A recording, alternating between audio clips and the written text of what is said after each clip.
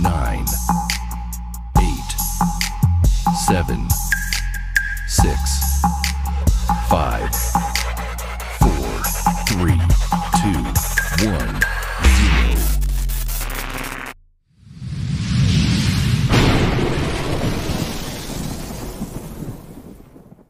So mga lods, nakalatag na kami ng 10 pirasong panel, no?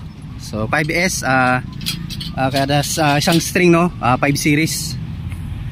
So ayan. Ramp. Hinihingal. Tumatanda na mga lods. So ayan.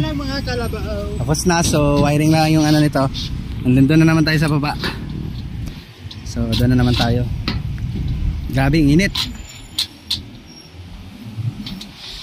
So ayan, continue na lang tayo. So, ayan, done commissioning. So tapos ko na siyang i-wiring, ano. So ayan na siya, meron na siyang ATS. Nagpa-function ito ngayon. Ayan. So ayan, inopen nila doon yung ano, yung mga kasamahan nating electrician. So yun dito sa akin, done na. So hapon na din, wala na tayong ano, wala nang araw. So bukas na to magano, final turnover. So ayan, merit sa yung battery natin. And then naka-communicate na to. Ito yung ating battery, no. So ayan. Live BMS. So Pylon Tech yung BMS ng ating Meritsan, ano, Pylon Tech.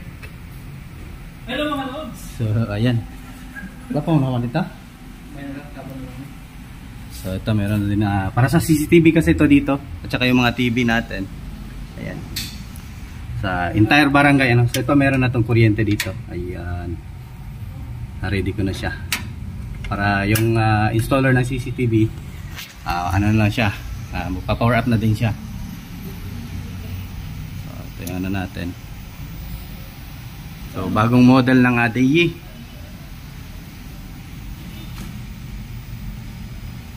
So ayan, maganda tong ano, ito na ano, ETS. So ayan, patayin natin yung output ng ating inverter.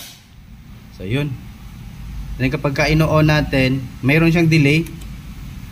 Ayan, before siya mag switching, ano. So ayan, observe natin. Meron siyang ilang seconds. Siguro mga 15 seconds. Saka siya lilipat.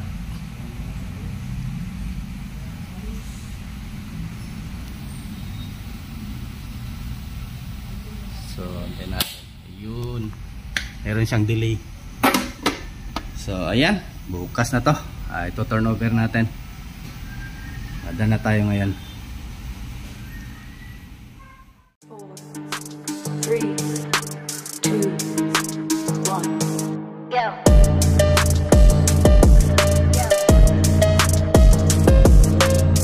4, 3, 2, 1, go!